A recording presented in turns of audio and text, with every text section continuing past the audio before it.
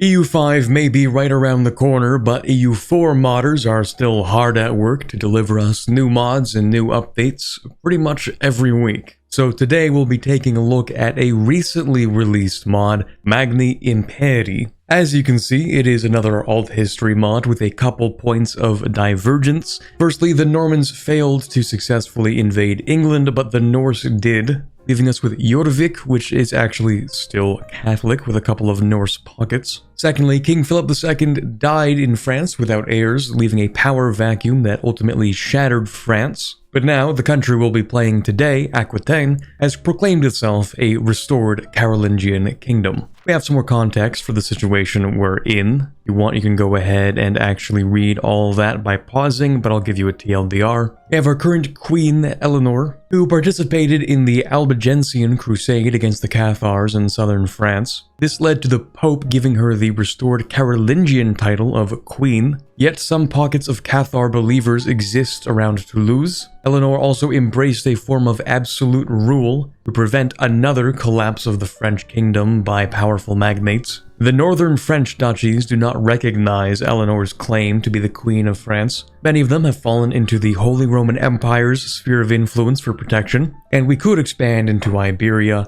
but that would just open yet another front if we decide to push north. So the HRE is indeed very large. It actually has Tuscany as the emperor right now. And if we are to reforge France from these splintered pieces, we will definitely have to fight them at some point. To begin, we're going to try and be friendly with the emperor. Don't want to give out too many privileges yet. We'll see some land and we'll give it a few privileges. We don't have too many options for rivals, we'll just go with the 3 that are around us. Now we could convert, not sure that I'm going to. Although I will hire a military advisor. And I'll get a spy network on Normandy. I also need to hire the free company real quick. Oh, and also one guy. Hold on. Also, Jorvik wants an alliance. That's pretty quick. Yeah, okay, sure, why not? Alliance from Castile too, interesting. Okay, we can do that. Now we have enough people to finish this mission off, and it looks like Crown Land is not really too much of an issue. But of course, we're not actually conquering too much at the start of the game, so... Well, anyway, we'll go ahead and take the point privileges. It's just going to hurt a little bit. We'll get a royal marriage with Jorvik, then we have a little something interesting happening here. We're actually going to have to go to war with them, but first we'll do this. We have 2 main issues, the Celtic Breton in the north, and the Almohads in the south. Now, I don't know why the Almohads are considered such a big issue. They're kind of on the decline. Seems like they've been on the decline for a while. In any case, we get 15 years of 10% morale of armies and minus 15% core creation cost. We also get some permanent claims on Brittany, Vasconia, and the Loire Valley. Now, it's unfortunate we allied Jorvik, or more like it's unfortunate that they went ahead and allied Normandy, because we're going to have to invade them. So we're going to grab this general, and we're just going to go ahead and take a couple territories. Fortunately, we're not really asking for too much, so it shouldn't be a very long war, but we'll see. For succession, we have 3 options, either we have the oldest daughter or the second daughter, or neither. The oldest does have the best stats because of her experience, but the second daughter has Capetian blood, so she would legitimize our rule in the eyes of those French lords who still dream of a unified realm under traditional royal lineage. We could pick neither,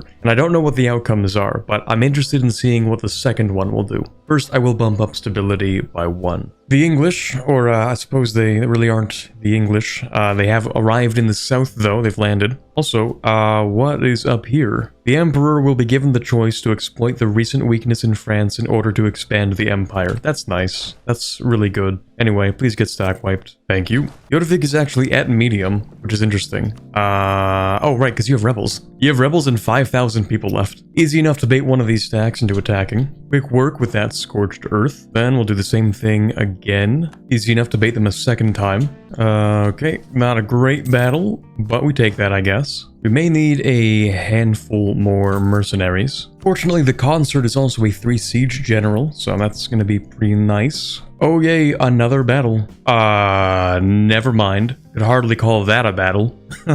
Okay, what? 7,500 hours in this game, and sometimes I still don't understand how anything happens. Gonna flank this fort here, going through these territories, just so I can get Flanders out, because that was a stack wipe I cannot afford to not take advantage of. So Flanders, I'm gonna ask for war reps and money, and I guess the Normandy alliance? The Normandy peace deal is gonna be a little bit subdued. Just 3 provinces, money, break that alliance with Jodevik. So we do get that power projection at the very least, and then we can swap our rivalry to the Almohads. We also want to ally Tuscany for one of our missions. The various French duchies have either declared independence or, even worse, sworn fealty to the Holy Roman Emperor. If we want to reverse this course, we must reassert our authority over these duchies, giving us a restoration of Union CB on every independent nation bordering the Holy Roman Empire, with its capital in the France region. Those would be Normandy, Champagne, Valois, and Orléans. I'd wager I can probably take Orléans without much hassle.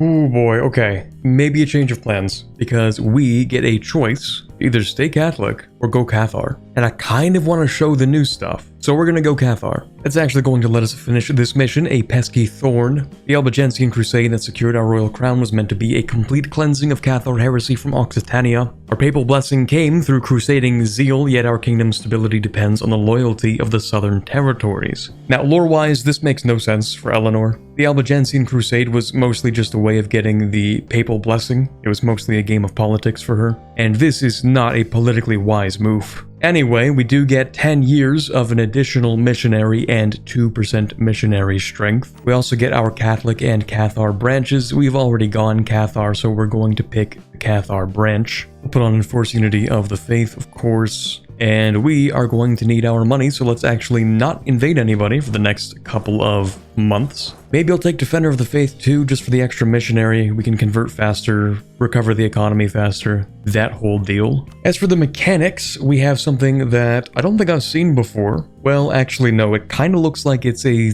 slightly reskinned version of the Muslim mechanics. So we have Cathar Zeal on a scale from negative to positive 100. The negative scale is conciliatory, the positive is fanatic, and at maximum they have some really powerful benefits. Minimum Cathar Zeal giving you minus 20% aggressive expansion impact, plus 25% improved relations, and plus 2 tolerance of heretics. I think that would actually be a really good place to start. So we're gonna lean conciliatory by clicking this button. We lose 10 legitimacy. Actually, before I do that, yeah, let's not do that. Let's strengthen the government once, which I don't really want to do, but I think I probably should right now. We'll just finish this off to get 10 trust and favors with all of our allies. We'll also gain some opinion, so hopefully they don't decide to break the alliance just because I've changed religions. And then we get 10% governing capacity from one of our national ideas. Now, we will lean conciliatory, and then kind of like with the Muslim mechanics, we have our 2 options. If we lean too far to one side, we can either get some manpower and 3% missionary strength versus heretics for 10 years, or we can lose 15 aggressive expansion with every heretic country, and then get 10 years of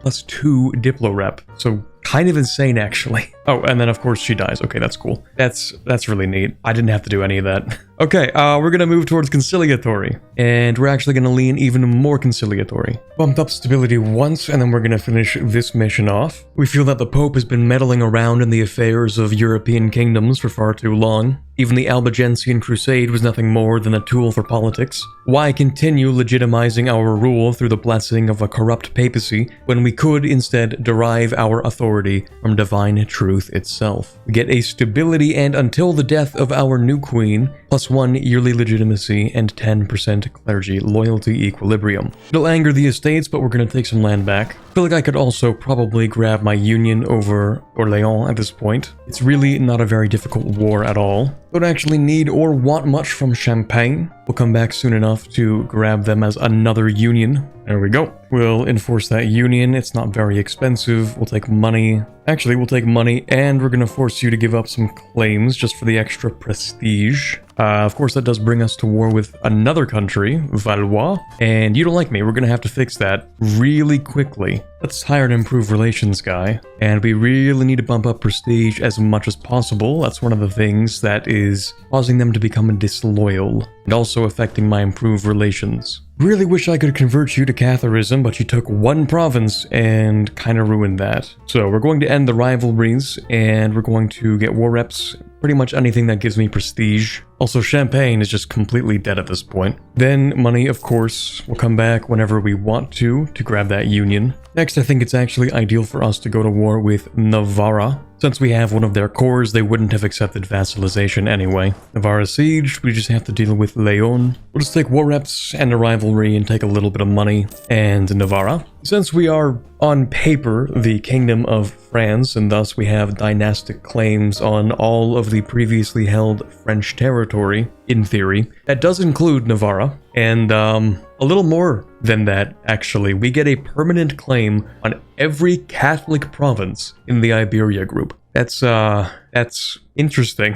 It's a lot of claims. Now, we are going to wait to finish that off. We'll allow the Iberians to convert more provinces first. But for now, we can seize some land. It'll make the estates upset, but that's okay. Or not. Apparently, they're totally cool with that. Alright. I think they did a little bit of converting, but not very much. In any case, we're going to finish this off now, because we can finish this mission off now that we have a spy network in the Almohads. Basically, the Caliphate is weakened and the Reconquista is not complete. I don't know what we really have to do with this, since we're not the ones doing the Reconquista right now. But the only reward we get is 15 army tradition if we complete it. But we have to complete this mission now, because if we don't, I don't think we actually get anything for completing it. So that's 15 army tradition. Ooh, decent chance of the heir dying. It's a good thing he has terrible points. That's much better. We can pick up the next Mil Tech.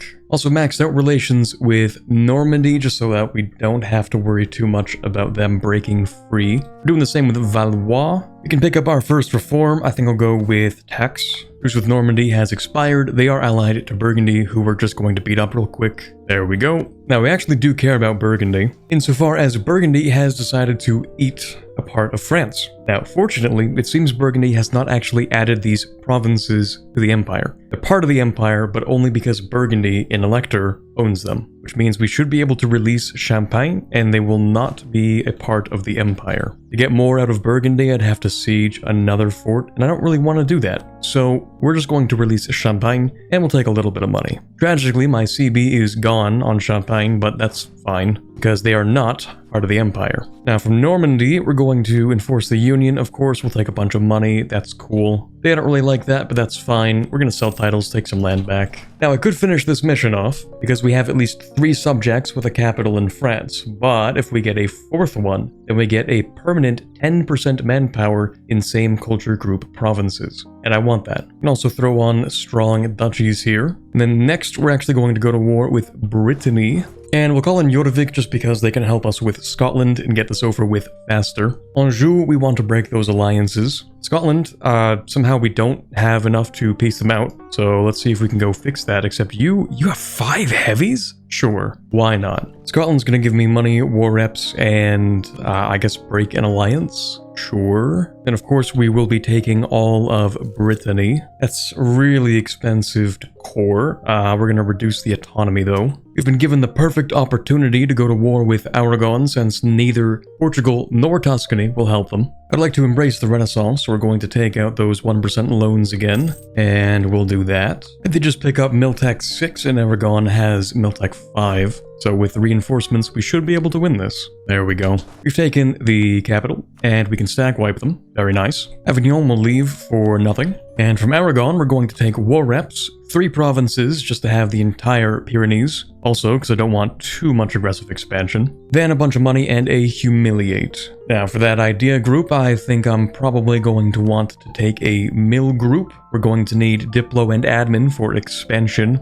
You already know what group I'm going to pick. Okay, now that is actually not something I expected. Give me a second. We'll set rivals. Apulia is fine. I might actually have to say no to this. Depends on if I can clear these rebels fast enough. Nope, okay. Well, that's a no then. Sorry, I just need to sell some titles and take land back, so not gonna join another war. Speaking of which, let's start another war. With 100% war score, we have a few pieces to check off the list. I think I actually will enforce religion here, just because I do have to do that for a mission. And of course, we will go grab a union with Valois. Now we can finish this off. Following the death of Philip II in battle against the landed magnates, the Holy Roman Roman Empire has been extending their protection across these former French territories. But we've been able to mostly unite the stuff in France. So for 25 years, we get +2 diplomatic relations and -15% liberty desire in same continent subjects. It enables the decision to form France, and because we have 4 subjects with their capitals in the France region, we get that 10% manpower in same culture group provinces for the rest of the game. Now, little stands in our way if we want to invade Iberia, so we'll rival Castile and the Emperor as well. In fact, there really isn't a reason to wait. We might as well go to war with Leon immediately. Actually, I think I will call in Jorvik, just because they have ships and I might need them. Except they now do not want to help. Okay, that's cool. I've been causing a bit of a stir, not that it's too much aggressive expansion really, but maybe I shouldn't take like a bunch of stuff. This might be pushing it a little bit, but not that much. Yeah, I guess that's fine. Not gonna do anything though. Seems some countries are trying to start a coalition against me, which would not be ideal. So we're gonna take Anjou before they join the coalition. I've decided that this war is none of my business, mostly because I want to finish this war, and then I want to take some land back. Turns out we have a unique age ability as well, reducing our core creation cost and increasing our yearly legitimacy. We also have our golden era. I should have popped that a long time ago. The truce with Castile has ended. They're probably going to join the coalition if I don't do something about it.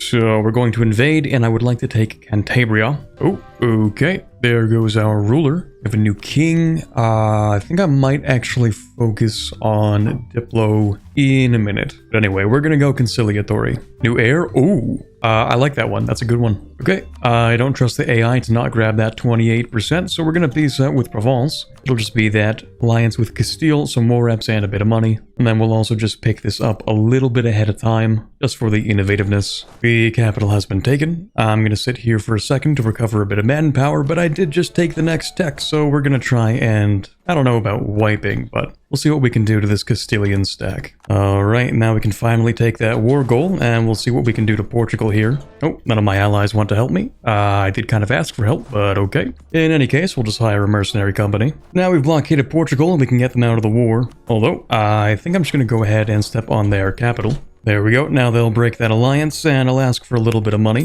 That'll be everything we want from Castile for the time being. It will cause a little bit of a coalition, but it's not a big deal. Also pick this up for another idea group. I think this time we might go with diplomatic. Actually, exploration seems reasonable. Yeah, we'll go with exploration. Let's go ahead and get some money real quick. I've taken out enough loans, it's probably worth it to grab this because that inflation is kinda high. It's really not ideal. Ooh, okay, so I just got a call to arms, and in the exact same instant, I was trying to click something else and accidentally declined it. Oops. Well, that's kind of awkward. Anyway, just had to increase trust and decrease our autonomy to improve that economic base comparison. So now we can have Champagne as a vassal. And now that that's done, we do need to get all of our subjects to 150 opinion. Next stage ability, I guess Justified Wars would make sense, just because we're getting a decent bit of aggressive expansion. It's kind of holding us back a little bit.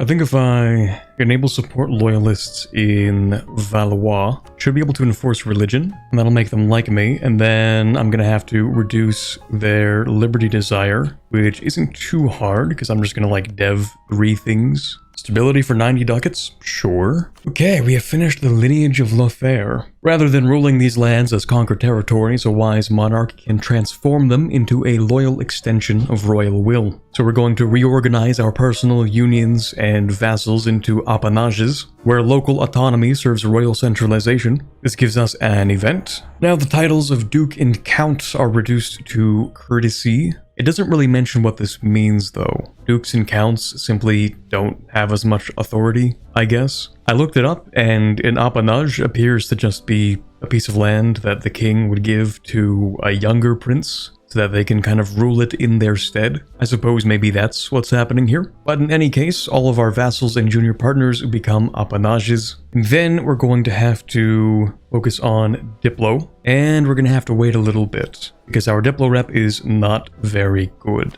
Our truce with Portugal is up. We might as well go back to war. Okay, we would like to spawn the institution, so we're gonna go ahead and start colonizing in Canada. Oh, also, we need to build a dry dock in the capital, or a dock, I suppose, and expand the infrastructure. Now, I would love to finish this war with Portugal. Unfortunately, I do have to wait just a little bit. I do need to get enough legitimacy. If they can hold out for like 1 year, that would be great.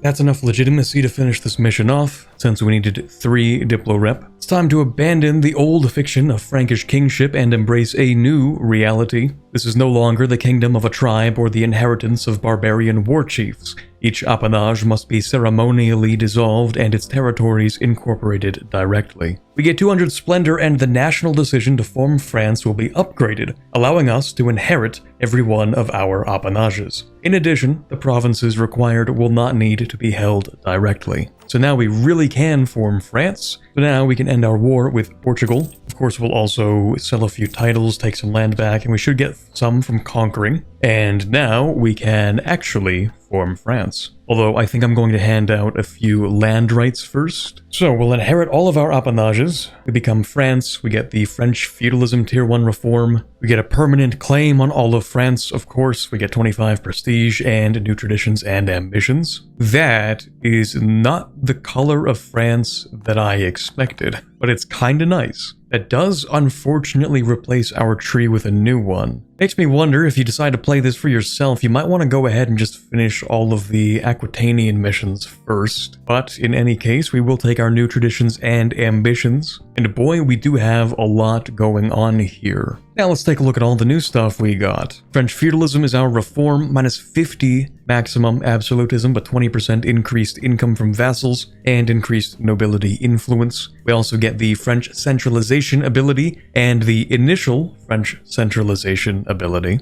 Of course, we can also have more appanages if we so choose. At a maximum, centralization reduces our autonomy by 0.025 monthly, reduces states' governing costs by 10%, and gives us 0.05 monthly global prosperity. And there is a lot of stuff in here. We can get a restoration of Union CB on Castile. I probably wouldn't at this point, but okay, interesting. I think the reward we get for conquering Iberia is actually better, in my opinion. In total, it looks like we have stuff for France proper. Taking Burgundy massively upgrades our monarchy. We have some branching missions about dealing with the Empire, presumably branching missions that are either like destroy the Empire or become the Emperor, if I had to guess. We unlock a spread dynasty peace offer. Okay, this stuff is crazy. I'll leave the rest of this for you to discover, but you can see there is a lot in this mod. We have a whole colonial part of it. We have stuff for the Netherlands. We have this. Might as well see what this is about. Ooh, I see. So because we're not Catholic, we have the Reformation branch here. This is the religious path. And so, if we so choose, we can actually become the Emperor and enforce Cathar as the dominant faith. Okay, based. Anyway, that's going to be where we end things for today. We have reunited France as a very nice light blue color. But thank you very much for watching. If you enjoyed today's video, leaving a like would be hugely appreciated. And if it's your first time here, subscribing wouldn't be a bad idea. And don't forget to try the mod out. The link to it will be in the description. But for now, this is Corbett signing off, and as always, have a fantastic day. A special thank you to the patrons this month. In particular, thank you very much to